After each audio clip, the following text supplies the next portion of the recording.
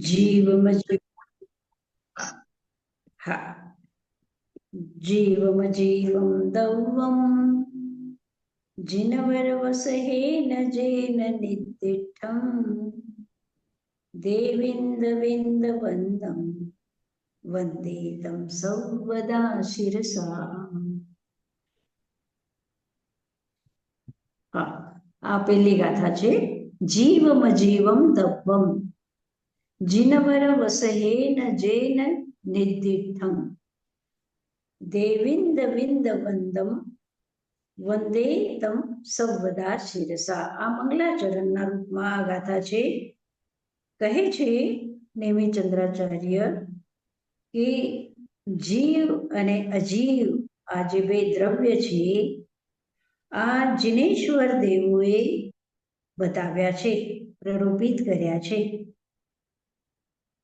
જે જિનેન્દ્ર દેવ દેવેન્દ્રોથી વંદિત છે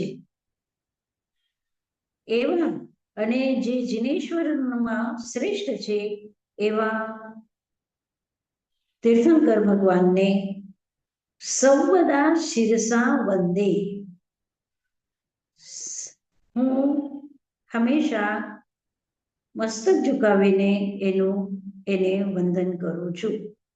બસ જે મહત્વપૂર્ણ છે એ આ છે કે જીવમ અજીવમ દવમ, જીવ અને અજીવ આ બે દ્રવ્ય જે છે એ જિનેશ્વર દેવોએ કહેલા છે. એ જીવ અને અજીવ દ્રવ્યને શું કામ સમજવું જોઈએ? તો એના માટે કહે છે કે જે આ અનાદિકાલથી જીવ આ સંસારમાં દુઃખમાં ભ્રમણ કરી રહ્યો છે, તો જ્યારે એ આ જીવને સમજશે, અજીવને સમજશે કે જેનાથી બંધાયેલું છે એવા અજીવને પણ એ સમજશે, તો પછી પોતાને કેવી રીતે મુક્ત કરવું છે એના માટે એ પ્રયત્ન કરી શકશે. એટલે જીવ અને અજીવ આ બે દ્રવ્યોને સમજવું જરૂર છે. દ્રવ્ય એટલે શું? તો કહે છે કે દ્રવ્ય એટલે જે ગુણ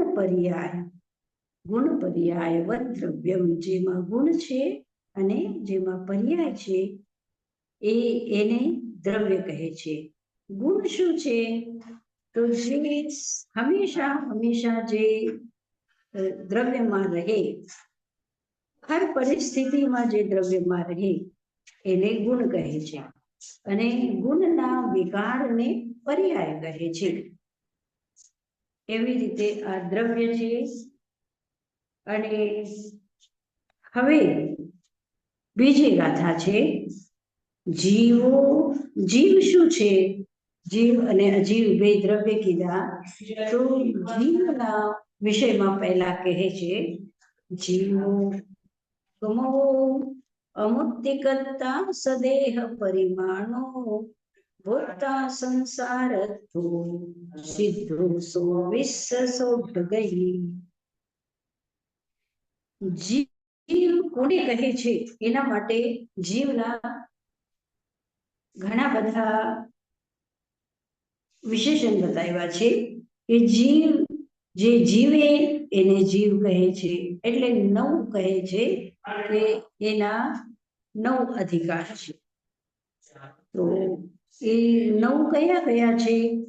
તો જીવ છે, પછી ઉપયોગમય છે, અમૂર્તિક છે, કર્તા છે, સદેહ પરિણામી છે, ભોક્તા છે, સંસારસ્થ પણ છે અને સિદ્ધ પણ છે.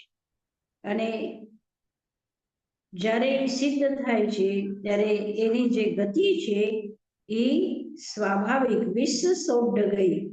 વિશ્વસા એટલે વિશ્રસાનો અર્થ થાય છે સ્વાભાવિક વૃદ્ધિ. ગઈ ઉર્ધ્વગમનશીલ છે. તો એવી રીતે જીવના આ 9 અધિકાર છે. અને એના માટે એક ગાથાની અંદરમાં એક અધિકારનું વર્ણન કરશે કે જીવ શું કામ જીવ છે, જીવ શું કામ કીધું એને, પછી ઉપયોગમય કેવી રીતે છે, અમૂર્તિક કેવી રીતે છે, કર્તા કેવી રીતે છે, એવી રીતે આ બધાનું એક એક ગાથામાં એ વર્ણન કરશે. એટલે આ ગ્રંથની જે વિશેષતા છે એ આ છે કે નિશ્ચય નય અને વ્યવહાર નય, આ બે નયને સાથે લઈને ચાલે છે. પ્રત્યેક ગાથાની અંદરમાં વ્યવહાર નયનો પણ બતાવે છે અને નિશ્ચય નયને પણ બતાવે છે. તો જે નય એટલે શું, આપણે તત્વાર્થ સૂત્રમાં કર્યું છે કે જે શુદ્ધ જ્ઞાનનો અંશ છે, આંશિક જ્ઞાન જે છે એને નય કહેવાય છે. વસ્તુને આપણે જે ગ્રહણ કરીએ છીએ સંપૂર્ણ રીતે એ તો પ્રમાણ છે, અને એનો એક દેશ ગ્રહણ જે થાય છે એને નય કહેવાય છે. વસ્તુ અનેક ધર્માત્મક છે. એક વસ્તુની અંદર અનેક ગુણો હોય છે, અનેક ધર્મો, ધર્મ એટલે ગુણ, અનેક ધર્મો વસ્તુની અંદરમાં હોય છે. અને કોઈ એક ધર્મને જ્યારે આપણે ગ્રહણ કરીએ છીએ, એક ધર્મ આપણી અપેક્ષા એવી હોય છે કે એ ધર્મને આપણે ગ્રહણ કરીએ ત્યારે એ નય કહેવાય છે. તો સમ્યક જ્ઞાનની નિર્મલ જ્યોતિ જે છે એ જ્યોતિ આ બે નયને જ્યારે આપણે સમજીએ ત્યારે સમ્યક જ્ઞાનની જ્યોતિ પ્રકટ થાય છે.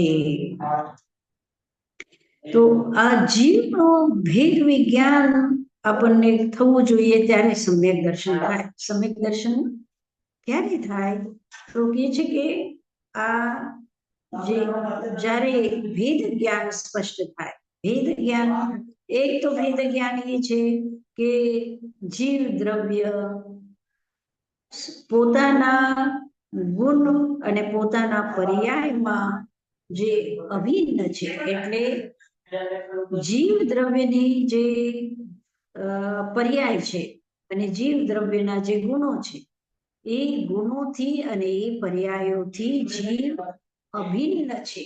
એટલે દ્રવ્ય એટલે જ ગુણ, ગુણ એટલે જ દ્રવ્ય, પર્યાય એટલે દ્રવ્ય, દ્રવ્ય એટલે પર્યાય.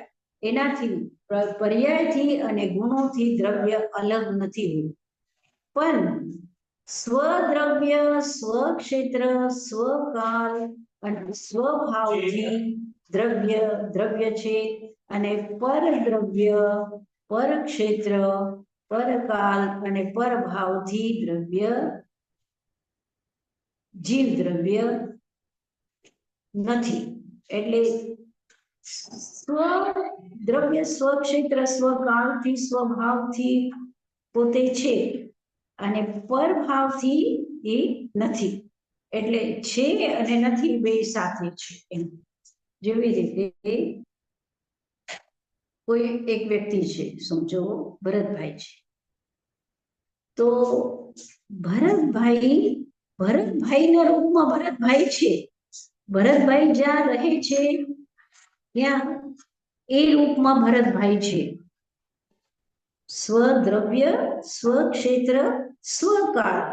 ભરતભાઈ અત્યારે વર્તમાન કાળમાં છે, ભૂતકાળમાં નહોતા અથવા ભવિષ્યકાળમાં નહીં હોય. અને સ્વભાવ, ભરતભાઈનો જે સ્વભાવ છે એ રૂપમાં ભરતભાઈ છે, બીજાના સ્વભાવ રૂપમાં ભરતભાઈ નથી. એમ આ એક ભાષા છે. એનો મતલબ છે કે અસ્થિ અને નાસ્તિ બે સાથે છે. અસ્થિ નાસ્તિ બે સાથે સાથે છે, એને જ અનેકાંત કહેવાય છે. તો આ ભેદ જ્ઞાન, આ બાહ્ય ભેદ જ્ઞાન છે. અને આંતરિક ભેદ જ્ઞાન શું છે? આંતરિક ભેદ જ્ઞાન જેવી રીતે આપણે સમજીએ છીએ કે આત્મા અલગ છે અને જીવ, આત્મા અલગ છે અને અજીવ જે પૂતગલ છે એ અલગ છે. એ આંતરિક ભેદ જ્ઞાન છે. આ બે પ્રકારના ભેદ જ્ઞાન કરવા માટે આપણે દ્રવ્ય સંગ્રહ કરી રહ્યા છીએ. સરનાજી મહારાજ, આનો ઇમ્પોર્ટન્સ શું છે કે અસ્થિથી જાણવું કે નાસ્તિથી જાણવું? હું સ્વમાં છું અને પરમાંથી નથી, તો એનું ઇમ્પોર્ટન્સ કેવી રીતના આવે છે? શેનું હેલ્પ કરે ઈ? How does it help? આપણા જ્ઞાનનો હેલ્પ કરે, આપણા જ્ઞાનનું હેલ્પ કરે કે જ્યારે કોઈ પણ વસ્તુને આપણે જાણીએ છીએ તો એની વાસ્તવિક સ્થિતિ શું છે, વસ્તુ સ્થિતિ શું છે એ જાણવા માટે ઘણી વખત આપણે આપણા બુદ્ધિમાં વિપરીતતા પેદા થઈ જાય છે, વિપર્યાસ આવી જાય છે કે આ સાચું છે કે ખોટું છે. તો સાચું અને ખોટું એનો નિર્ણય કરવા માટે આપણે વસ્તુ સ્થિતિને જાણવાની છે. તો વસ્તુ સ્થિતિ શું છે, એકચ્યુઅલી પરિસ્થિતિ શું છે એ જાણવા માટે આપણને આ બધું અસ્થિ નાસ્તિકનો બોધ થવો જોઈએ.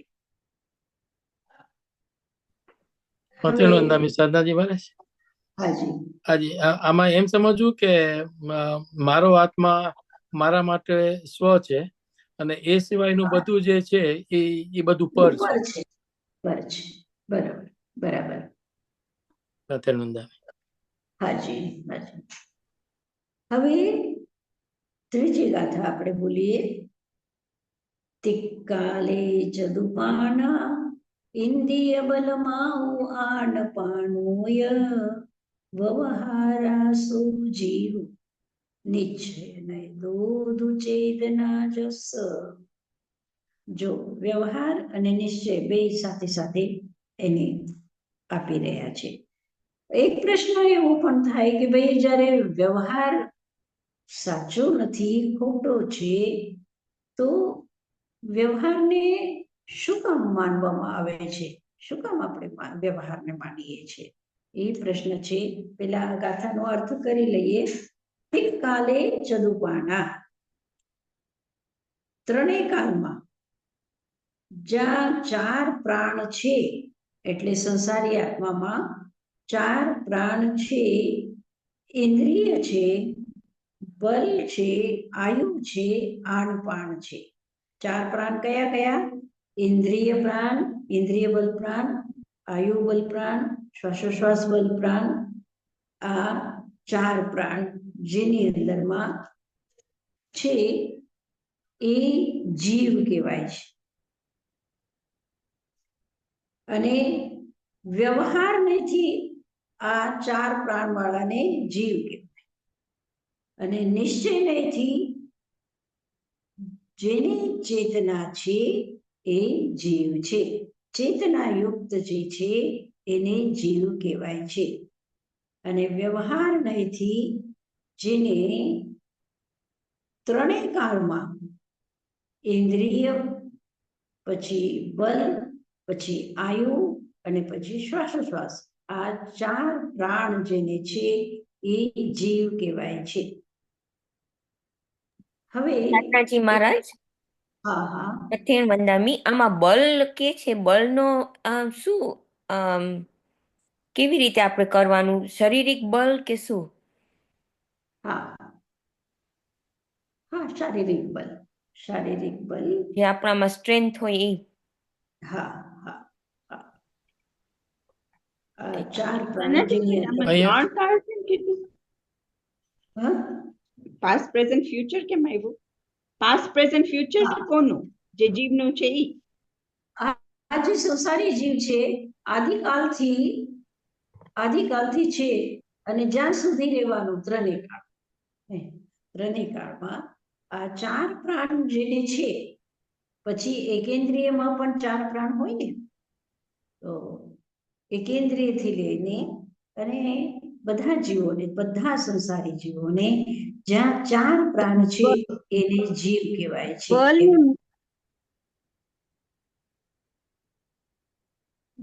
मठन में बाबू जी, बल में शारीरिक में मन वचन काया तीनों आ जाएगा ना? बल प्राण में मन वचन काया तीनों आ जाएंगे ना? हाँ, लेकिन मन वचन काया तो सब में नहीं होती है ना, एकेंद्रिय में तो नहीं होती है ना मन। अच्छा, ओके, हाँ हाँ हाँ। तो काय बल प्राण ही लेना पड़ेगा। काय बल प्राण, बल खाली काया के लिए ही लेंगे क्या फिर वो? ठीक, हाँ, ओके। काय बल। तो ये 4 प्राण जहाँ है उसको व्यवहार नय की दृष्टि से उसे जीव कहते हैं, और निश्चय नय से जो चेतनावान है वो जीव है। ये अब ये प्रश्न होता है कि जब व्यवहार नय की जरूरत नहीं है, व्यवहार नय व्यर्थ है, व्यवहार नय त्याज्य है, तो फिर व्यवहार नय की भाषा क्यों है, व्यवहार नय का उपदेश क्यों है, ऐसा प्रश्न होता है। तो कहते हैं कि व्यवहार नय के द्वारा हम निश्चय नय तक पहुंच सकते हैं। जैसे एक बालक है छोटा और उसको शेर का ज्ञान नहीं है, लायन का ज्ञान नहीं, तो उसको बिल्ली दिखा करके और फिर बिल्ली के द्वारा उसको लायन का ज्ञान, शेर का ज्ञान कराया जाता है। तो बिल्ली जब ज्ञान हो जाएगा शेर का, तब बिल्ली क्या हो जाएगी, अपने आप अलग हो जाएगी, निकल। जैसे अंगुली बता करके हम चंद्रमा को बताते हैं, बच्चा गोद में है और माँ क्या करती है, अंगुली उठा करके चंद्रमा को बताती। तो बच्चा कभी कभी हो सकता है कि अंगुली को पकड़े, लेकिन माँ का उद्देश्य क्या है, चंद्रमा बताना। तो लेकिन चंद्रमा को कैसे बताएंगे, बिना अंगुली के चंद्रमा को कैसे बताया जा सकता है। तो अंगुली अर्थात व्यवहार नय और चंद्रमा अर्थात निश्चय नय, इस तरह से। तो व्यवहार नय के द्वारा हम निश्चय नय तक पहुंच सकते हैं, इसलिए व्यवहार का उपदेश है। व्यवहार का उपदेश इसलिए है कि व्यवहार को समझ करके निश्चय तक पहुंचो और फिर व्यवहार त्याज्य है ऐसा समझो, इसलिए व्यवहार नय का प्रवचन किया गया है, व्यवहार नय का उपदेश दिया गया है। अब ये मतलब जीव का अधिकार, ये जो 9 बताए हैं अधिकार जीव के, एक एक गाथा में जैसे जीव का बताया, अब दूसरा नंबर आया उपयोग का। तो ये उपयोग के द्वारा जीव की व्याख्या करते हैं कि जीव कैसा है, उपयोग वाला है। वो दुर्यपो दंसन नानम च दंसनम च दुधा, चक्षु अचक्षु ओहि दंसन मद केवलम नेयम।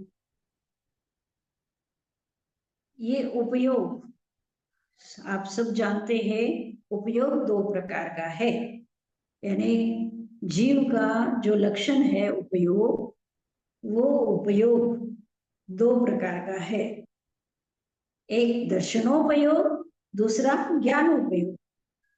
दर्शन 4 प्रकार का है, चक्षु अचक्षु ओहि और दंसन मद केवलम नेयम और केवल दर्शन।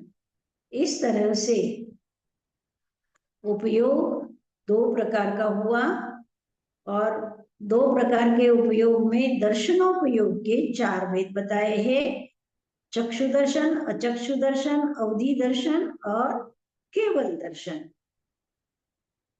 इसी गाथा का आगे 5वीं गाथा में विस्तार है व्यवहार नय और निश्चय नय का, कि व्यवहार नय। हाँ बोलो। આજે વ્યવહાર નય જે આપણે 4 ભેદ એના કરીએ છીએ, ઈ જરાક એક્સપ્લેન કરો। ઓલા કે છે ને ઔપચારિક ને અનૌપચારિક ને, ઈ બધા જરાક એક્સપ્લેન કરજો પ્લીઝ।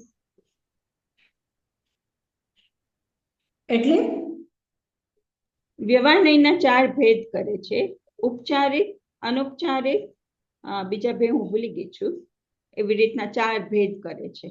સદબુદ્ધ અને અસદબુદ્ધ। હા, અસદબુદ્ધ ને સદબુદ્ધ। હા, આ વ્યવહાર નય જે છે એ એટલે આમ તો નયોના અનેક ભેદ છે. નયોના ભેદોની સંખ્યા અનંત કહો તો પણ ચાલશે. જેટલા વચનના પ્રકાર છે એટલા નયના પ્રકાર છે. છતાં પણ વ્યવહાર નય આ એવું છે કે જેવી રીતે આપણે બોલીએ છીએ એક વ્યવહાર નય છે કે જેવી રીતે કહીએ કે ભાઈ એક ગામથી આપણે બીજા ગામમાં જતા હોય તો બીજા ગામમાં જતા હોય તો આપણે બીજો ગામ આવ્યો એવી રીતે જે બોલીએ છીએ તો આ બીજો ગામ નથી આવતો. આપણે ત્યાં જઈએ છીએ છતાં પણ આપણે શું કહીએ છીએ કે આ ગામ આવ્યું. તો આ વ્યવહાર નય કહેવાય. આ ખોટું નથી, આ વ્યવહાર નય છે. પછી જેવી રીતે કે અનાજ છે કોઈ અને એને દળવાનું છે તો એ દળવા માટે એ સમજો કે કોઈ વ્યક્તિ જાય છે કે દળવા માટે કોઈ તો એ કહે છે કે હું આટો પીસવા જાઉં છું. હવે આટો શું પીસવાનું હોય? ઘેવું પીસવા ના હોય પણ ઘેવું પીસવા જાઉં છું એમ ના કહેતા આટો પીસવા જાઉં છું, આટો પીસું છું. તો એવી રીતે આ પણ શું છે સાચું જ કહેવાય છે, આ ખોટું નથી કહેવાતું. એવી રીતે વ્યવહાર નયના અનેક પ્રકાર છે, અનેક પ્રકાર છે. એ અમુક સદભૂત છે, અમુક અસદભૂત છે. અસદભૂતનો અર્થ છે કે જે નથી એવું પણ આપણે કંઈક બોલી નાખીએ છીએ તો એ અસદભૂત.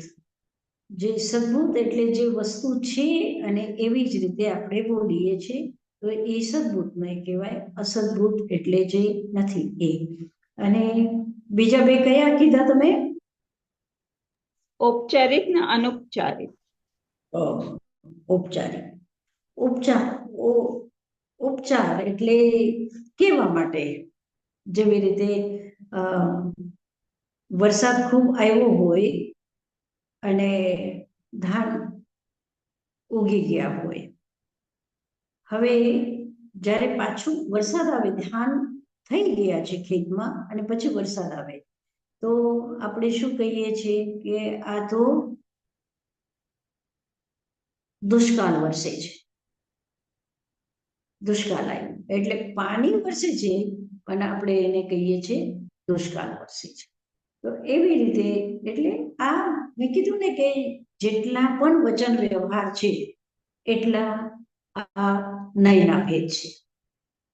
નિશ્ચય નયના આટલા બધા ભેદ નથી જેટલા વ્યવહાર નયના ભેદ છે. ઠીક. સાધનાજી મહારાજ, નિશ્ચય નયના ભેદ હોય બીકોઝ નિશ્ચય તો છે ખરા પણ જેટલા વ્યવહારનો ભેદ છે ને, જેટલા વચન વ્યવહાર એટલે જે રીતે આપણે બોલીએ છીએ એ રીતે બધા નય છે એમ. અને નિશ્ચય નય તો જેવી રીતે હવે નિશ્ચય નય શું કે છે કે જ્યાં ચેતના છે એને આત્મા કહીએ છે, હે ને? તો એ એટલે એ થોડીક એકદમ દ્રઢ થઈ જાય છે નિશ્ચય નય એક જગ્યા ઉપર. અને વ્યવહાર નય જ્યાં પ્રાણ છે, જ્યાં શ્વાસોશ્વાસ છે ત્યાં એવી રીતે અલગ અલગ અનેક ભેદ થઈ જાય છે. તો સાધનાજીમાં નિશ્ચય નયમાં પ્રાણ તો છે ને, ભાવ પ્રાણ આપણે કહીએ એ ભાવ પ્રાણ એને પ્રાણ કહીએ. હા, ભાવ પ્રાણ.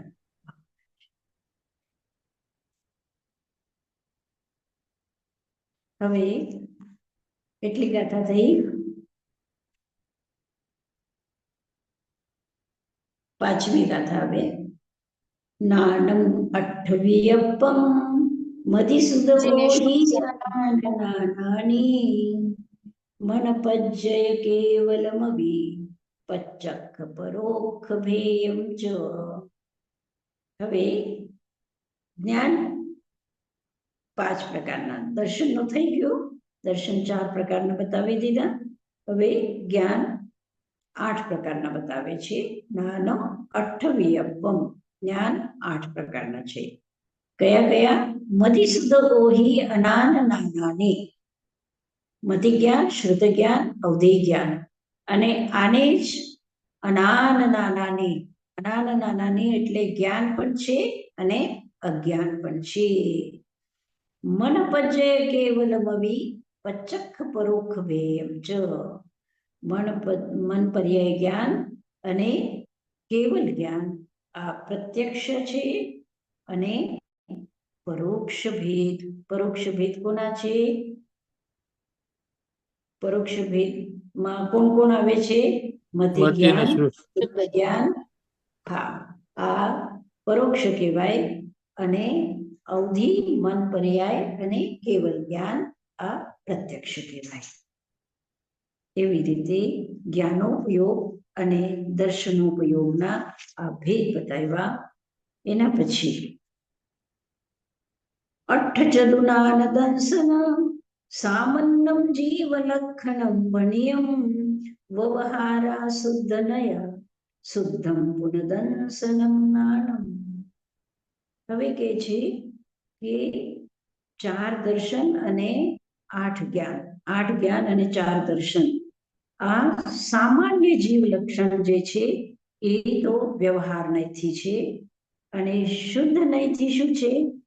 શુદ્ધ જ્ઞાન અને શુદ્ધ દર્શન. કેવલ જ્ઞાન અને કેવલ દર્શન આ શું છે? નિશ્ચય નય છે. અને વ્યવહારથી મતિ જ્ઞાન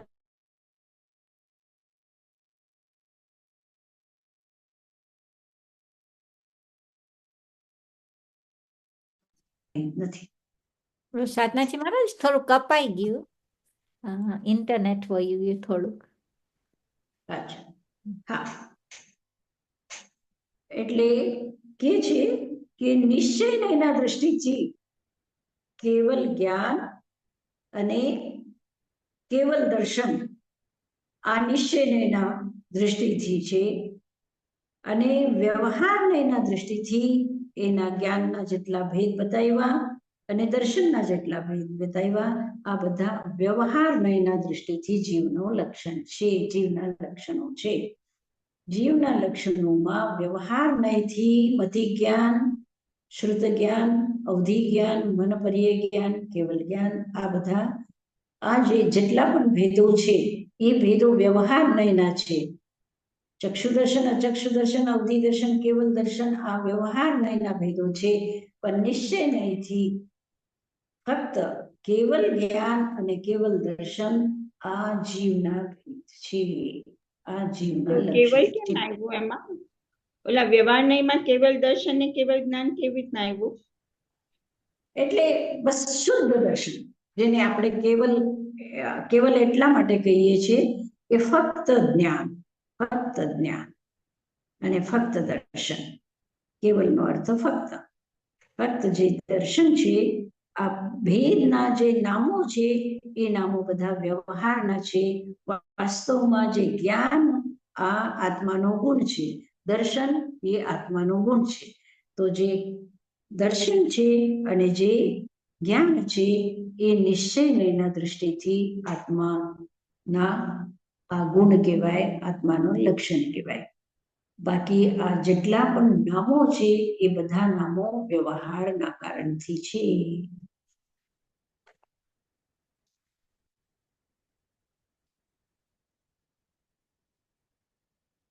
વન્ન રસ પંચગંધા દો ભાષા અઠ નિશ્ચયા જીવે નો સંત્ય મુક્તિ તદો વ્યવહારા મુક્તિ બંધાદો.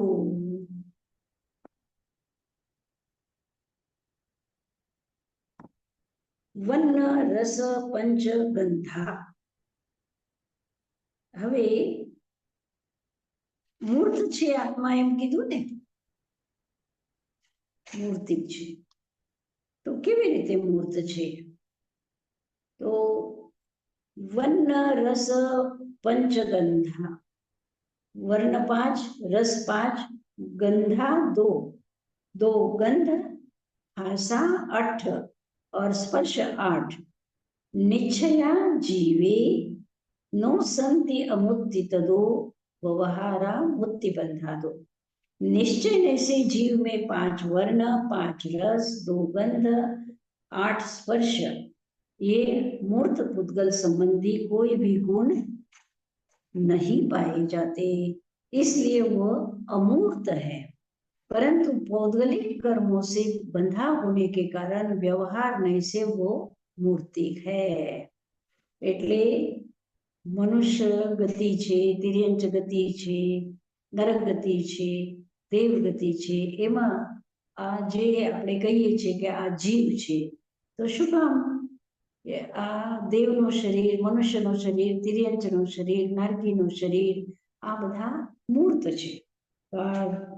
શરીરના રંગ હોય વિવિધ અલગ અલગ પ્રકારના, એના આકાર હોય અલગ અલગ પ્રકારના, તો એ કારણથી આ વ્યવહાર નહીંથી જીવ કહેવાય છે. નિશ્ચય નહીંથી જીવ અમૂર્ત છે. કોઈ પણ એમાં વર્ણ નથી, એમાં રસ નથી, એમાં ગંધ નથી, એમાં સ્પર્શ નથી. અમૂર્ત છે જીવ. નિશ્ચય નહીંથી અમૂર્ત જીવ છે. અને વ્યવહાર નહીંથી પદાર્થમાં જેટલા પણ સ્પર્શ, રસ, ગંધ, વર્ણ, આ પિંડાત્મક આ બધા ઇન્દ્રિય દ્વારા જેને ગ્રહણ કરી શકીએ છીએ એવા જે કંઈ આ પૂતગલના સાથે જે જીવ છે એ વ્યવહાર નહીંથી છે, નિશ્ચય નહીંથી અમૂર્ત છે. સનજ મહારાજ, આપણે જે જીવની પર્યાય કહીએ એ પર્યાય નિશ્ચય નહીંથી લેવાની હોય કે વ્યવહાર નહીંથી? આપણે કઈ ભેદ પાડીએ તો આપણું વ્યવહાર નહીં થાય એમ? નિશ્ચિત નિશ્ચિત વ્યવહાર નહીં છે. આ જે પર્યાય આપણે જીવના જીવની જેટલા જુદી પણ પાડીએ એ વ્યવહાર નહીં છે, વ્યવહાર નહીં. શું શું પર્યાય જીવની પર્યાય જુદી પાડીએ કે આ પર્યાય છે જીવની, તો એ વ્યવહાર નહીંથી લેવાનું હોય? હા હા હા, વ્યવહાર નથી, વ્યવહાર નથી. જીવ તો અમૂર્ત છે. જીવ જીવને કોઈ પર્યાય નથી. જીવ શુદ્ધ છે, જીવ અમૂર્તિક છે, જીવ સુખ દુઃખથી અલગ છે, કર્મથી રહિત છે. એમાં આ નિશ્ચય નહીં છે. એ કહે છે ના કે આ જો આપણે હાથ બાંધીએ, હાથમાં બેલ્ટ બાંધીએ, તો હાથ બંધાયો કેવી રીતે? હાથ બંધાયો કેવી રીતે બંધાયો? એ બેલ્ટથી જ બેલ્ટમાં જ ગાંઠ છે. કોઈ કપડાથી આપણે હાથ બાંધીએ તો ગાંઠ ક્યાં છે? કપડામાં છે. પણ આપણે કહીએ છીએ જીવ બંધાયો છે. તો આ નિશ્ચય નહીંથી આ હાથ બંધાનો નથી, કપડામાં ગાંઠ છે, હાથમાં નથી એમ.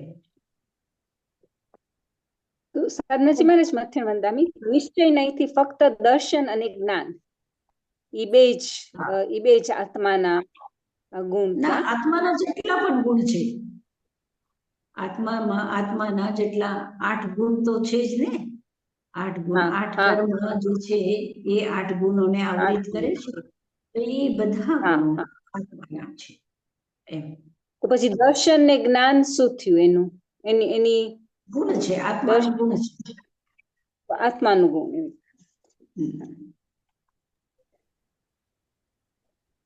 સાધનાજી મહારાજ મથે વંદામી, તો આપણે જીવ કે આત્મા વાપરીએ ઘણી વાર, તો એમાં બેમાં શું ફેર? આપણે કેવી રીતે આત્મા વાપરીએ અને આપણે કેવી રીતે જીવ વાપરીએ? કે ઘણી વાર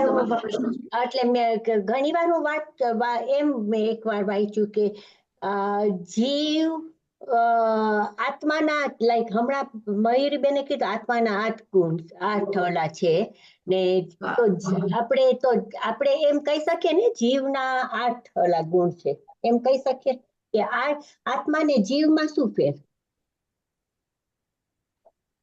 જીવ એટલે સંસારી જીવને પણ જીવ કહીએ છીએ ને આપણે, સંસારી જીવને જીવ કહીએ છીએ. તો આપણે એમ નથી કહેતા કે સિદ્ધ મુક્ત એટલે મોક્ષમાં જીવ છે એમ નથી કહેતા. મોક્ષમાં આત્મા છે એમ કહીએ છીએ.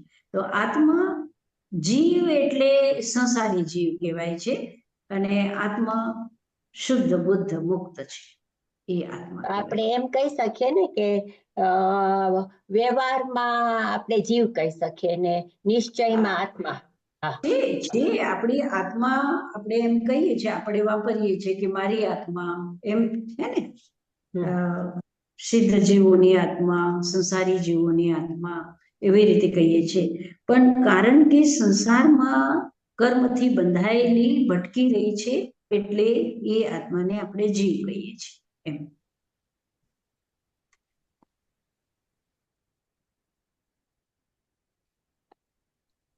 આઠમી ગાથા.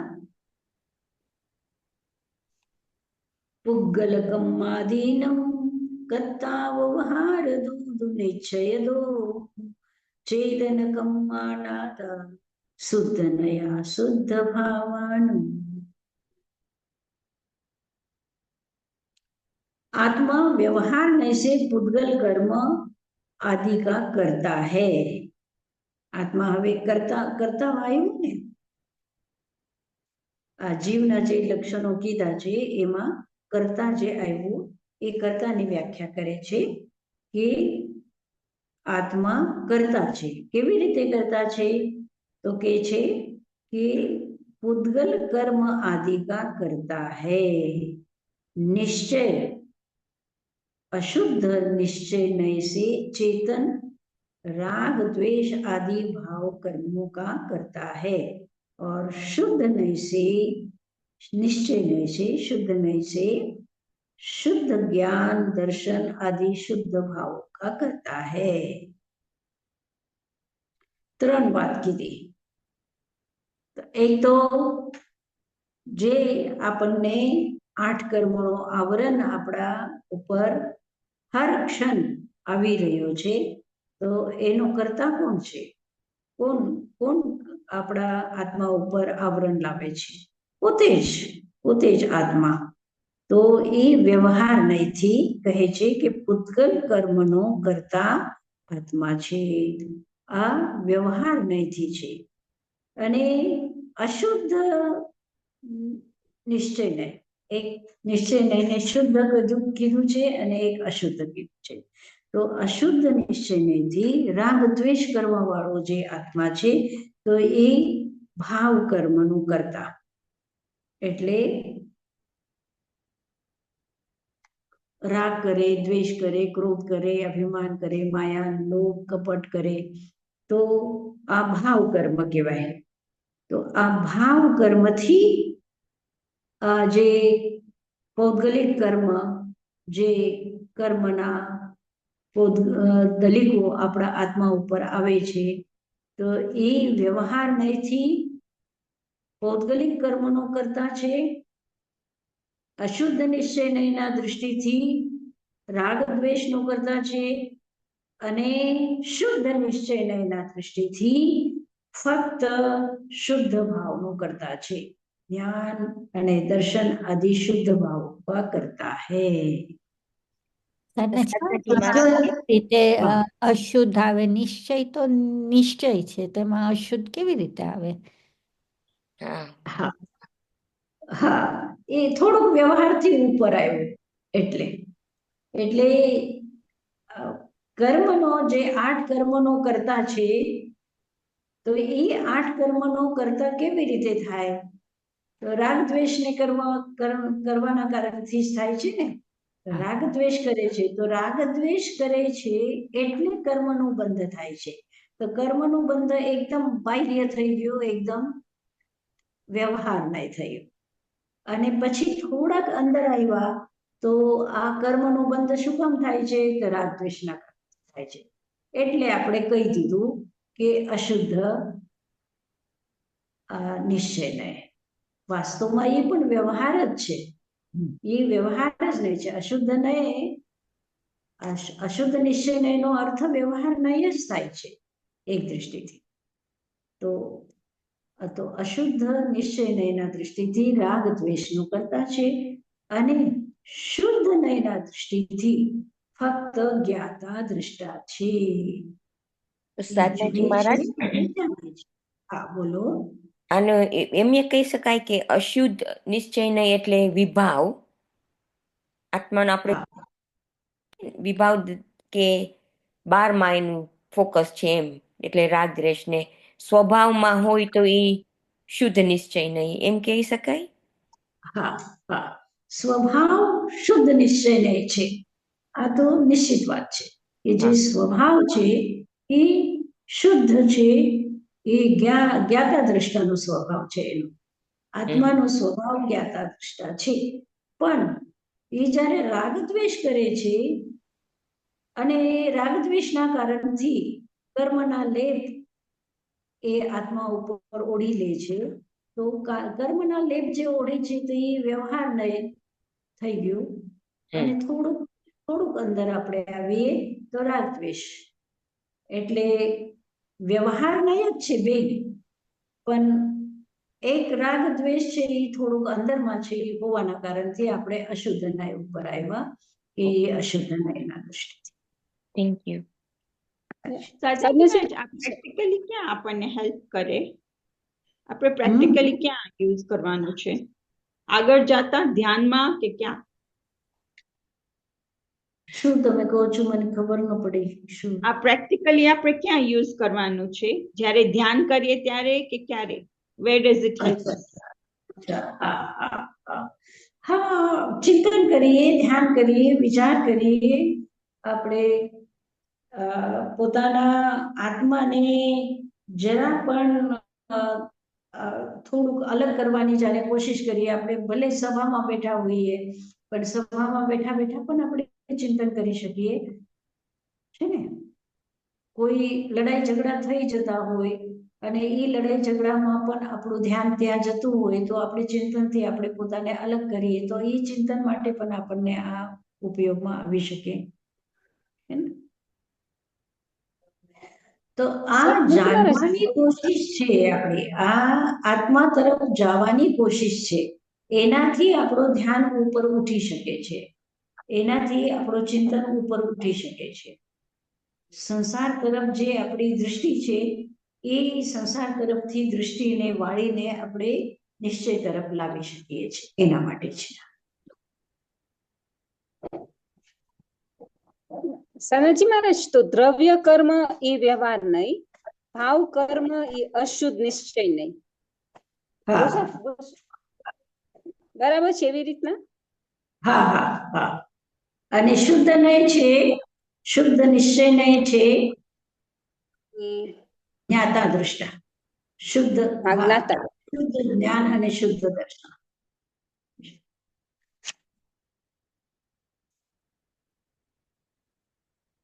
એને ફરીથી આપણે કરશું. કોઈને પણ જે પણ પ્રશ્ન હશે એ તમે પ્રશ્ન કરજો, એનું ચિંતન મનન હજી આપણે કરશું. એક 9મી ગાથા આપણે કરી લઈએ. આ 14 ગાથા સુધી જીવનું વર્ણન ચાલે છે. વવહારા સુહ દુઃખમ પુગ્ગલકમ ફલમ પભુંજેદી આદા નિશ્ચય નયદો चेदन भावम आदस. आत्मा व्यवहार नय से सुख दुख रूप पुद्गल कर्मों के फल को भोगता है और निश्चय नय से आत्मा के चैतन्य भाव को ही भोगता है. હવે ભોગતા છે આત્મા, એટલે જીવને ભોગતા પણ કીધું ને. જીવના જે લક્ષણો બતાવ્યા, 9 અધિકાર બતાવ્યા, એમાં ભોગતા પણ બતાવ્યું, કરતા બતાવ્યું. તો કરતા શું છે? પૂતગલ કર્મનો કરતા થઈ ગયું. હવે ભોગતા શું છે? તો સુખ દુઃખનો ભોગતા છે. તો સુખ દુઃખનો જે ભોગતા છે એ આપણું માથું દુખે કે પેટમાં દુખે કે કોઈ રોગ થઈ જાય, તો એ જે સુખ દુઃખને ભોગીએ છીએ આપણે, તો એ જે ભોગીએ છીએ એ શેનાથી, કયો નહીં કહેવાય? તો એ વ્યવહાર નહીં છે. વ્યવહાર નહીંથી આત્મા સુખને ભોગવે છે, વ્યવહાર નહીંથી આત્મા દુઃખને પણ ભોગવે છે. આ બધા પૂતગલ કર્મના ફલને એ વ્યવહાર નહીંથી ભોગવે છે. પભુંજેદી એટલે ભોગવે છે. આદા એટલે આત્મા, નિશ્ચય નયદો, નિશ્ચય નહીંથી શું ભોગવે છે? ચેતન ભાવમ.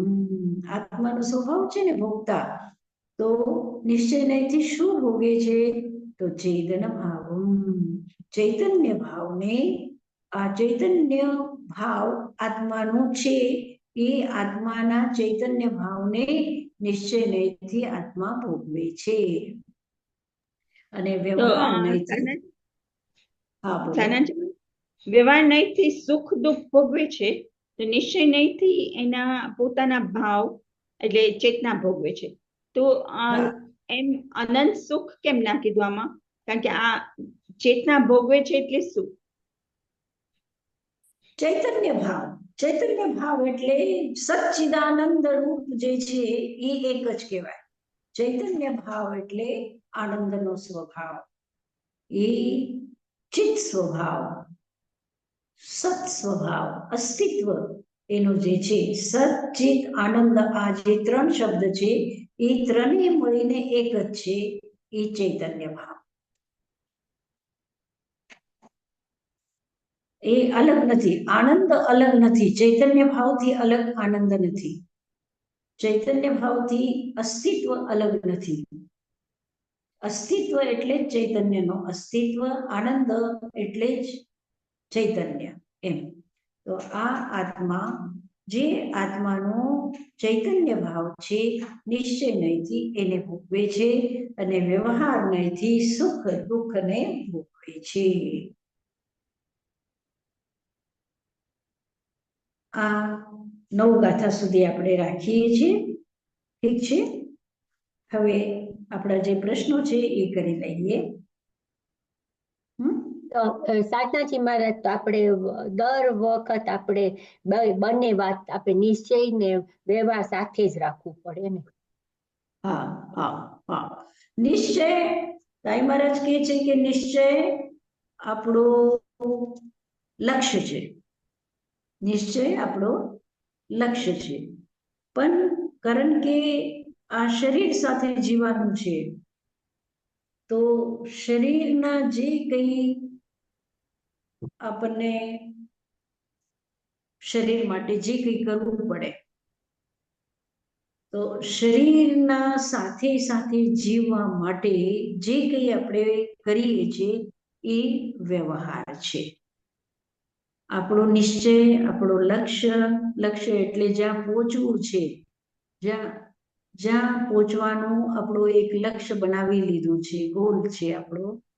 તો એ ગોલ સુધી પહોંચવા માટે આપણને આ વ્યવહારથી ત્યાં પહોંચવાનું છે. તો વ્યવહાર, આ શરીરની બધી આવશ્યકતાઓ, અને એ આવશ્યકતાઓને પણ આપણે નિશ્ચયને દ્રષ્ટિમાં રાખીને જ આ વ્યવહાર કરીએ કે ભાઈ આ શરીરને ભૂખ લાગી છે તો આ શરીરને આપવાનો છે, આ શરીરને કપડાં જોઈએ છે તો આપવાના છે, આ શરીરને દવા જોઈએ છે તો આપવાનું છે, આ શરીરને ગરમીમાંથી ઠંડીમાં રાખવાનું છે, આ બહુ ઠંડી છે તો ઠંડીમાંથી ગરમીમાં લઈ જવું છે. આ બધું પણ એ સમયમાં પણ આપણું લક્ષ્ય નિશ્ચય હોવો જોઈએ. બરોબર? હા, એ જરાક ડિફિકલ્ટ, બીકોઝ આપણે ઓલ ધ ટાઈમ અત્યાર સુધી આપણે વ્યવહાર આપણે જે કરતા હોય છે એ જ વિચાર કરીએ, એટલે ઘણી વાર વિચાર કરીએ પણ આ નિશ્ચયમાં એ યાદ રાખવું ઘણી વાર ડિફિકલ્ટ પડે છે.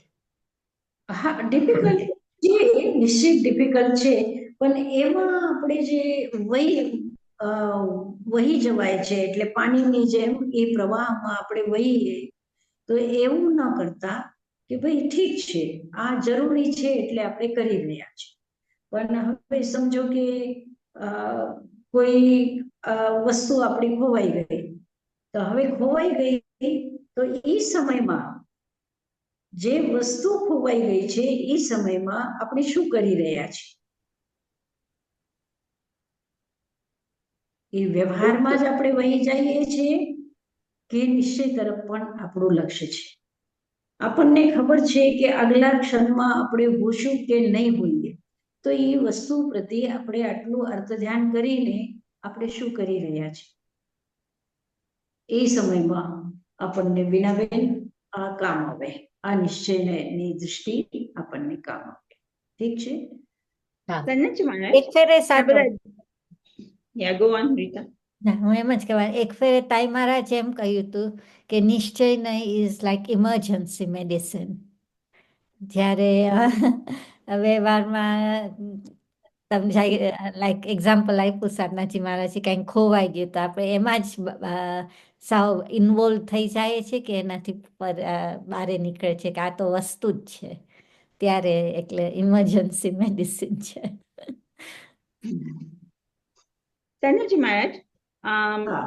આ જે પંથ બધા પડ્યા છે જૈન ધર્મના, એ લોકો આ નિશ્ચયને વ્યવહારમાં ફેર કરે છે કે આ કોન્સન્ટ્રેશન અને નિશ્ચય કે બે સાથે લઈને ચાલે છે કે એકને મહત્વ દે છે? કોણ કોણ? જૈન પંથ બધા પડ્યા છે, આપણા પંથ. હા હા હા હા હા. આપણે કેવી રીતે કહી શકીએ, આ નિશ્ચયની સાધના વૈયક્તિક છે. બેન, નિશ્ચયની સાધના વૈયક્તિક છે. આ વ્યવહારમાં તો આટલા ઝઘડા થાય છે, કેટલા ઝઘડા થાય. સંવત્સરી જ્યારે 14મી ને પંચમી મનાવવાની હોય, કેટલા બધા ઝઘડાઓ થાય છે. એકદમ આપણને એમ લાગે જ નહીં કે આ જૈન હશે ત્યાં સુધીના ઝઘડા થઈ જાય છે. તો પંથના પણ એટલા જ ઝઘડા થાય. મારો પંથ આ શ્રેષ્ઠ છે, ઇવન એ લોકો સમ્યક્થી પણ નથી માનતા બીજા પંથ. પોતાના પંથને છોડીને, પોતાના સંપ્રદાયને છોડીને બીજા કોઈ સંપ્રદાયમાં એ લોકો સમ્યક્ત્વ પણ નથી માનતા. એ બધાને મિથ્યાત્વી કહે છે. પ્રત્યેક પંથ બીજાને મિથ્યાત્વી કહે છે. એટલે સમ્યક્ત્વી કોણ રહ્યું? કોઈ જ ન રહ્યું. સાધનાજી મહારાજ, આપણે આજે જે વાત કરી એમાં એવું લાગે કે 50% 50% આપણે વ્યવહાર ને પછી 50% નિશ્ચય. પણ જે ઘણી બધું આપણે જે દિગંબરમાં ને જે વધારે હોય છે, ઓલાકાનું 80-90% નિશ્ચય અને 10% જ વ્યવહારની વાત. તો એ અઘરું બહુ છે. પણ આખી સાંભળો મયુરીબેન, જ્યાં એ લોકો બોલવામાં આપણે નિશ્ચય નહીંની વાત કરીએ છીએ, પણ એ લોકોને પણ આપણે જોયા છે કે શરીરના સાથે જેવી રીતે અત્યારે વાત કરી, તો એ લોકો પણ શરીરના સાથે તો રહે જ છે ને. જ્યારે જમવા બેઠા હોય નિશ્ચય નહીં વાળા, ત્યારે આપણે જોઈએ છીએ કે એને પણ વ્યવહાર નહીંના દૃષ્ટિથી એને બધું રસમાં કે વ્યવસ્થામાં કે ખાવામાં, પીવામાં, બોલવામાં, ચાલવામાં, એ પૂરા વ્યવહારમાં જ હોય છે. પૂરા વ્યવહારમાં જ હોય છે. હા, એ નિશ્ચય. હા, વાતમાં, વસ્તુઓમાં.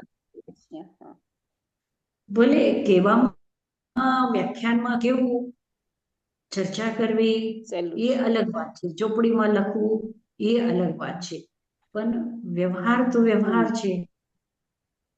વ્યવહાર તો વ્યવહાર છે. ઠીક છે, 50% કહો કે 90% કહો કે જે કંઈ કહો, એ ઠીક છે, પણ આપણો તો 100% આ નિશ્ચય જ આપણો ગોલ છે. 100%. કોઈ પર્સન્ટેજ છે જ નહીં, અધૂરા મનથી કંઈ છે જ નહીં. પણ આ પણ આપણે સ્વીકારીએ છીએ. એ લોકો સ્વીકારતા નથી અને શ્વેતાંબરો સ્વીકાર કરે છે. એક વાત. થેન્ક યુ સાધનાજી મહારાજ, આમાંથી મને એક વિચાર આવ્યો કે આપણે કોશિશ કરીએ કે અમે નિશ્ચય નહીંમાં રહીએ, ભલે વ્યવહાર કરતા હોઈએ ત્યારે પણ, તો કાંઈ રાગ દ્વેષથી થઈ જાય ને આપણને ખ્યાલ હોય કે આ કંઈક થયું તો આપણે જરાક જવાબ આપ્યો કેવી રીતે, પણ આપણને ખબર હોય કે આપણે રાગ દ્વેષ આવી ગયા છે, તો ઈ વ્યવહાર દ્રષ્ટિ કહેવાય કે નિશ્ચય દ્રષ્ટિમાં કર્મ બાંધીએ કે ન બાંધીએ? હા, બાંધીએ. જ્યારે જવાબ આપી દીધું એનો મતલબ શું થયો? કર્મ બાંધવામાં કેટલી વાર? ના, એટલે હું વિચાર કરું કે ઘણા સંપ્રદાય એમ કે નિશ્ચય નહીં નિશ્ચયમાં તમે આત્માની અવેરનેસમાં રહ્યો કે તમે આત્મા છો, તો મને એ ક્વેશ્ચન આવતો હતો કે ઓકે, તો એ આપણે બદલાવવું તો પડે ને. તમે આત્મામાં હો તો તમારે પછી રિએક્ટ નહીં કરવાનું કે હું તો આત્મા છું એટલે કાંઈ કરવાનું જ નહીં રિએક્શન. પણ એ તો નથી થતું, એટલે કર્મ તો બાંધ્યા જ રાખીએ ને. હા, કર્મ તો બંધાય જ છે, કર્મ બંધાય છે, પણ એ લાખોમાં એક એવી સ્થિતિ આવી જાય. આપણે જ્યારે જોઈએ છે શાસ્ત્રોમાં જે ઉદાહરણો આપણે જોઈ રહ્યા છે, ગતસુખમાલ જે છે, તો હવે એવી પરિસ્થિતિ છે કે એ એટલે માથા ઉપર આવેલા અંગારાને ફક્ત માથું ઝુકાવીને નીચે પાડી શકે છે. ફક્ત માથું ઝુકાવી દે તો અંગારો નીચે પડી જાય, પણ એટલી પણ પ્રતિક્રિયા નથી કરતા. તો એ નિશ્ચયની દૃષ્ટિ જે છે એ બધાને ન આવી શકે. એ લાખોમાં કરોડોમાં એકાદને આવે. ઘણી વખતે આપણે કોઈને જવાબ નથી આપતા, તો જવાબ નથી આપતા તો એનો મતલબ એવું નથી કે આપણને થઈ શકે છે કે એવી બુદ્ધિ જ આપણને નથી એ સમયમાં આવતી કે કેવી રીતે જવાબ આપવાનો. બરાબર. એવી રીતે પણ થઈ શકે, એટલે નથી જવાબ આપ્યો. તો કઈ આપણા કર્મ નથી બંધાના એવું નથી. અંદરમાં તો બળતરા થાય છે કે કેમ એને મને એવું કીધું, ભલે જવાબ ના આપ્યું હોય, પણ અંદરમાં તો આગ લાગી જાય છે અને કર્મના બંધ આપણે કરી લઈએ છીએ. ઉપરથી ભલે જવાબ ના આપ્યું હોય, ઉપરથી એમ લાગે કે ભાઈ કેટલા ક્ષમતામાં છે, પણ એ તો વૈયક્તિક છે. એ વૈયક્તિક છે. આ વ્યવહાર નય અને નિશ્ચયને આ સમજવાની વાત છે, અને સમજ્યા પછી ઉતારવાની વાત છે. તો કેટલી આપણે ઉતારી શકીએ છીએ એ આપણી વૈયક્તિક વાત છે. થેન્ક યુ સાધનાજી મહારાજ. સાધનાજી મહારાજ, આ વર્ડ્સનો ઇમ્પેક્ટ કેટલો હોય આપણા ઉપર? આપણે કઈ હું શુદ્ધ આત્મા છું બોલ્યા જ કરીએ તો એનું બ્રેઇનમાં ઇમ્પેક્ટ આમ બેસી જાય છે, સંસ્કાર બેસી જાય છે, આમ ચેન્જ થાય છે, શું થાય છે?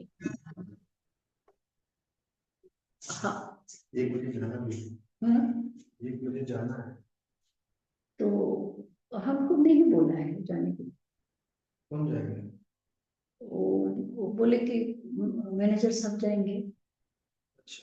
हाँ, मैनेजर सब जाएंगे, फिर भी पूछ लो। अच्छा। हमको आपके बारे में बताया, उसके बाद हमको अंदर ही पूछ लिया। हाँ हाँ, शू कहता था? હું કહું છું કે આપણે એમ બોલ્યા કરીએ કે હું શુદ્ધ આત્મા છું, એનો સંસ્કાર પડે છે અંદર? તમે શુદ્ધ થાવ છો કે કેવી રીતના એનો વર્ડ્સ નું ઇમ્પેક્ટ ક્યાં સુધી જાય છે? એમ વચનનો પ્રભાવ તો છે. વચનનો નથી પ્રભાવ એવું નથી કે કોઈ આપણને અપશબ્દ કહી દે છે તો એ વચન જ છે ને. કોઈ આપણને અપશબ્દ કહી દે, થોડું આપણો અપમાન કરી નાખે શબ્દથી, ત્યારે અસર થાય છે કે નહીં? એવી રીતે શુભ શબ્દનો પણ અસર થાય છે.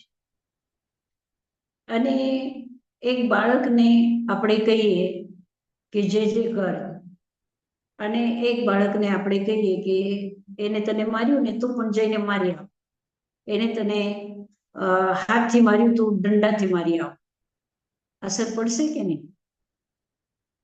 તો સંસ્કાર પડશે એ છોકરાને, પછી મોટો થઈને એવી જ રીતે કરવાનો છે. તો વચનનો સંસ્કાર તો પડે જ છે, પણ ફક્ત એક બસ બોલ્યા જ કરીએ અને એનું કોઈ અંદરમાં એને ગ્રહણ ન કરીએ. આપણે હું આત્મા છું દિવસભર જપ્યા કરીએ, અને એની અસર, એનું ચિંતન, એનું મનન, એનો અર્થ, એની ગહેરાઈ આપણે જો ગ્રહણ ન કરીએ તો પછી એનો અસર ન થાય. Thank you Sadhana ji. હા, તો હવે આપણે પ્રશ્નો કરીએ. મથાનંદ નામી સરનાજી મહારાજ હાજી આપણે નિશ્ચય અને વ્યવહારની વાત આવે છે ને ત્યાં આગળ આત્માસિદ્ધિ શાસ્ત્રમાં એક ગાથા છે તો કે છે કે નિશ્ચય વાણી સાંભળી સાધન ત્યજવા નોય, નિશ્ચય રાખી લક્ષમાં સાધન કરવા સોય. એટલે આપણે જેમ વાત કરી ને કે નિશ્ચય એક પ્રકારનો લક્ષ્ય છે અને આપણો જે વ્યવહાર છે આપણો એ એક પ્રકારનું સાધન છે. સાધન વગર કોઈ દિવસ નિશ્ચયમાં પહોંચાય એવું કોઈ દિવસ ન બને. એટલે સાધન અને નિશ્ચય બંને આપણે કહીએ ને પેરેલલ જાય, એનો સાથે જ જાય. સાથે જ જાય છે એવું નથી. ના પણ આપણે કોઈ વખત પહોંચી પણ જઈએ ને ત્યારે વ્યવહાર છૂટી જાય. હા, એ જયારે પહોંચે ત્યારે છૂટી જાય, પણ એની પહોંચ્યા પહેલા આપણે સાધનની આપણને જરૂર તો પડશે જ. હા, એક મિનિટ. હા બોલો.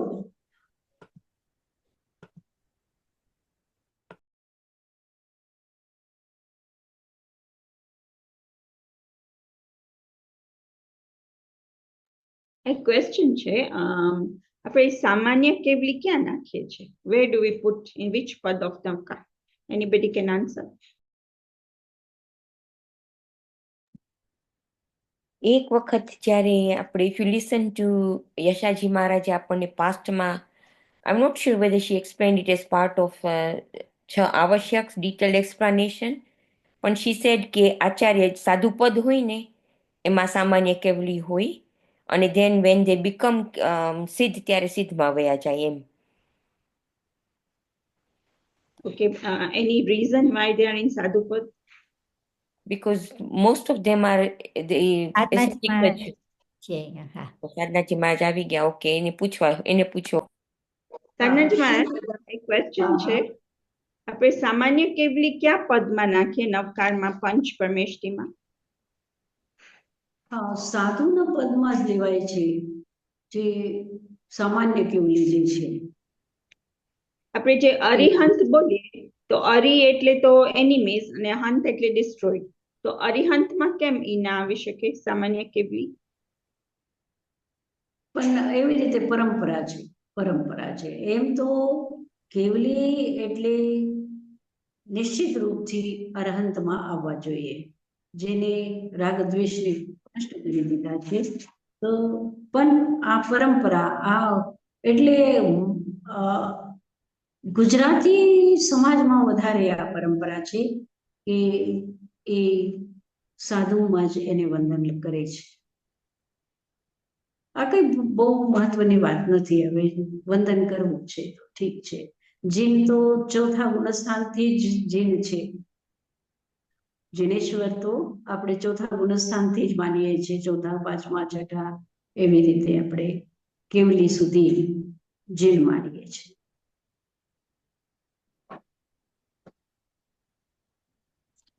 હવે પ્રશ્ન કરવા છે. સાધનાજી મહારાજ, હાજી. પેલો પ્રશ્ન છે, આપણે ચેપ્ટર 5 કરીએ છીએ, લોકાકાશે વગાહ ને આકાશસ્ય વગાહ. એમ એ બે સૂત્રમાં ડિફરન્સ શું છે?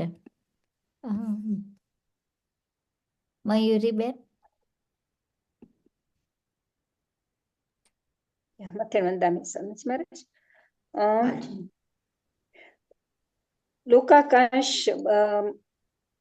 લોકાકાશ અભાગ એટલે લોકાકાશ બધા જ દ્રવ્યને એનો સ્વભાવ છે કે બધા દ્રવ્યને એ અવકાશ આપે છે, એને જગા આપે છે. પછી જીવ, પૂતગલ, ધર્માસ્તિકાય, અધર્માસ્તિકાય બધું એક સ્પેસ પોઈન્ટ ઉપર, બધા ચારે ચાર દ્રવ્ય એ એક આકાશના એક સ્પેસ પોઈન્ટ ઉપર રહી શકે. ઓકે. અને સૂત્ર 18 આકાશસ્યાવગહ, એમાં એમ કે છે કે આ આકાશનું લક્ષણ છે. આ કાર્ય જે આકાશ કરે છે, બધાને અવાગ જગા આપવાનું જે કાર્ય કરે છે, એ એનું લક્ષણ છે.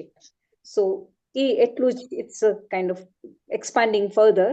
બીજું કાંઈ એમાં ડિફરન્સ બીજું મને તો ના તો ખ્યાલ આવ્યો, ખાલી એટલું જ મને ખ્યાલ આવ્યું કે એમ કે છે કે આ એનું લક્ષણ છે, જે આ કાર્ય કરે છે આકાશ,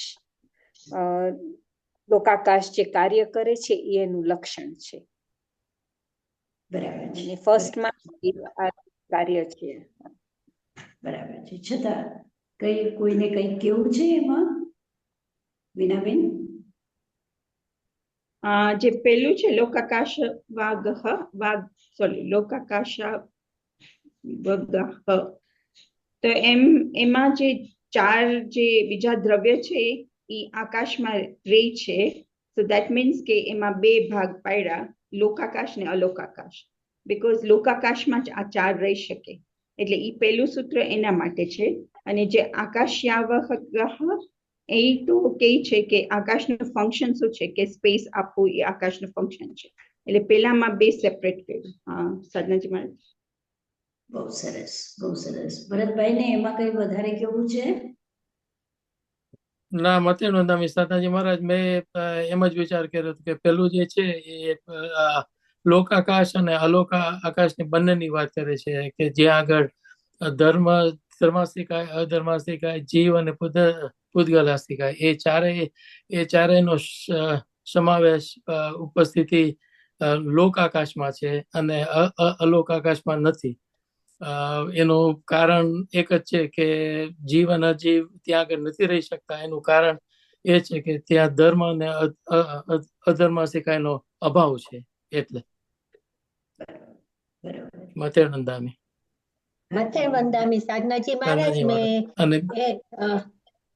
એમ લખ્યું છે કે આકાશમાં ઈ અવગાહનની એની શક્તિ છે.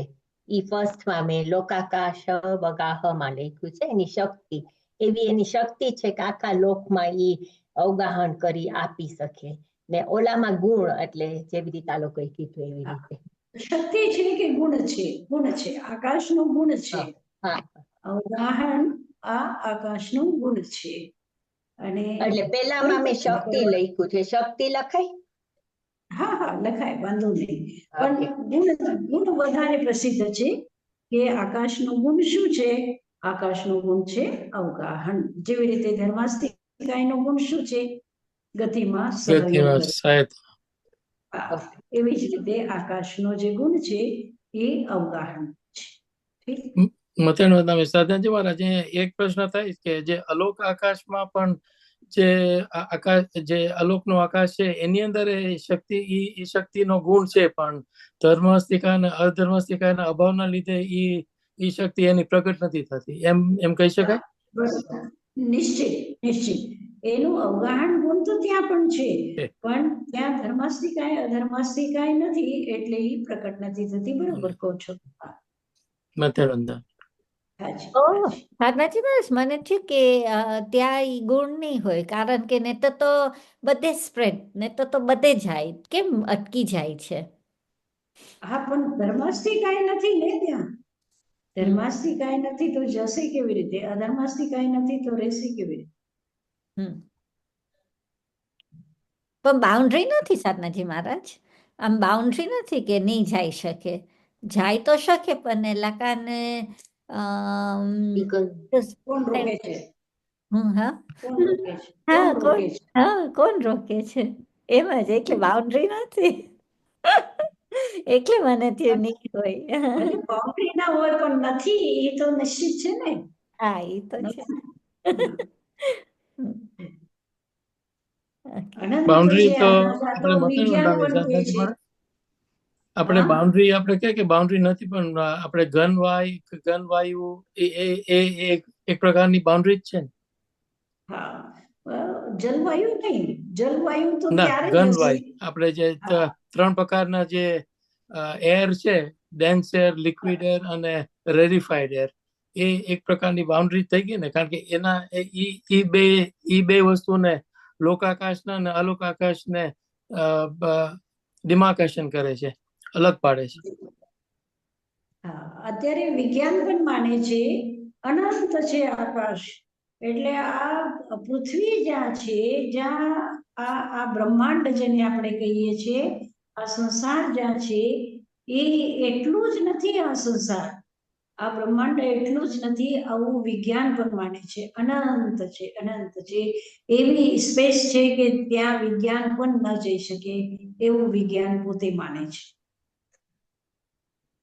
હવે ડિમાર્કેશન તો ધર્માસ્તિકાય ને અધર્માસ્તિકાય નથી કરતું કે ઓલા ધનવાત ને ઈ કરે છે. ડિમાર્કેશન કોણ કરે છે? આ લોકાકાશ ને અલોકાકાશ. આપણી પાસે આ શબ્દો છે. આ લોકાકાશ જે છે એનું કારણ એ બતાવે છે શાસ્ત્ર કે ધર્માસ્તિકાય અને અધર્માસ્તિકાય આ જે છે એ બે વસ્તુ નથી. હવે પછી એને લગતી બીજી વસ્તુઓ જેને ઘનવાત એ બધું આપણે કહીએ છીએ ને, અત્યારે ભરતભાઈએ જે કીધું તો એ બધી એને લગતી વસ્તુઓ છે, પણ મુખ્ય રૂપે ધર્માસ્તિ અને અધર્માસ્તિ છે. હા, બીજો પ્રશ્ન છે શરીરવાન મનઃ પ્રાણાપાન પુદ્ગલા નામ અને સુખ દુઃખ જીવિત મરણોપગ્રહાશ્ચ. એ બે સૂત્ર છે એમાં એ કેમ એક જ નથી કરી લીધા અને એમાં ડિફરન્સીસ શું છે? પૂતગલનો ઉપકારમાં ડિફરન્સ શું છે? રસીલાબેન. વંદામી સાધનાજી મહારાજ. પેલા સૂત્રમાં પૂતગલનો ઉપકાર એ ઉપાદાન છે કે પૂતગલ વગર તમારું શરીર ના થાય. પૂતગલને શરીરને સંસારી જીવને શરીર વગર તો સંસારી જીવ ટકી ના શકે, એટલે પૂતગલના ઉપકાર ઉપાદાન છે. પૂતગલનો જે કાર્ય છે એ ઉપાદાન કાર્યને લીધે પૂતગલ શરીર બનાવે છે જીવ માટે. મન વચન કાયા પ્રાણાથી પાત આપણા જે ફંક્શન થાય છે એ બધા પૂતગલના ઉપકારથી થાય છે. એટલે એ પેલો એના માટે છે. પછી જો બીજો છે એ જુદો કેમ રાખ્યો છે કે સુખ ને દુઃખ જે અનુભવ થાય આત્માને એ પૂતગલના ઉપકાર છે, પણ એ બાહ્ય નિમિત્તને લીધે છે. કે આપણું શરીરમાં જો કઈ બીમારી હોય તો આપણને દુઃખ થાય. શરીર તો હોય, શરીર તો ઉપાદાનને લીધે બનાવેલું છે, પણ બહારના નિમિત્તથી તમને કે કોઈ કાંઈ બોલ્યું હોય તો એ તમને એના નિમિત્તથી તમને દુઃખ થાય કે સુખ થાય કે ગમે તે થાય. એટલે બદલાવ્યો છે કેમ કે એક નિમિત્ત દ્વારા છે, અને પેલો છે ને એ વર્ષ ઉપાદાન કે આના લીધે આ પૂતગલના લીધે તમારું શરીર વાંગમય એ બધું ફંક્શન થાય છે. મથેરવંદામી સાધનાજી મહારાજ. હા, હવે હું જવાબ આપી દઉં, કારણ કે મને છે ને જવું છે એક જગ્યા ઉપર જવાનું કે છે, તો હું આનો જવાબ જે મેં વિચાર્યું પછી તમે લોકો ચર્ચા કરજો. હું મંગલ પાઠ આટલું જવાબ આપીને જાઉં છું કે શરીર, વાણી, મન અને શ્વાસોશ્વાસ આ જે છે એ ડાયરેક્ટ લઈએ છીએ આપણે પૂતગલ પાસેથી, અને સુખ દુઃખ અને જીવન મરણ જે છે એ કર્મના ઉદયથી ફલિતાર્થમાં છે. એટલે કર્મનો ઉદય થાય અને પછી એ ઉદયના કારણથી આપણને સુખ મળે અને એ ઉદયના કારણથી દુઃખ મળે છે. ઉદયના કારણથી જીવન મળે છે અને ઉદયના કારણથી કર્મના ઉદયના કારણથી મરણ મળે છે. આમ તો શરીર પણ ઉદયના કારણથી મળે છે, પણ એ ડાયરેક્ટ ગ્રહણ થાય છે. આ બધા શરીર, વાણી, મન, પ્રાણ આ ડાયરેક્ટ મળે છે, અને આ ફલિતાર્થમાં એટલે એનું ફલ મળે છે એમ, એટલા માટે એ અલગ છે. તો હું હવે મંગલ પાઠ આપું છું અને હું જાઉં છું. તમે થોડુંક આગળ ચાલજો. આગળનો એક નાનકડો હજી પ્રશ્ન છે, તમે ચર્ચા કરજો. મને જવું પડે છે એમ છે, તો હું જાઉં છું. નમો અરહંતાણમ, નમો સિદ્ધાનમ, નમો આયર્યાણમ, નમો વજ્જાયાણમ, નમો લોય સર્વસાહુનમ. એસો પંચ નમોકારો સર્વ પાવપણાસનો મંગલાનંચ સર્વેસ્યમ પરમં હવૈ મંગલમ.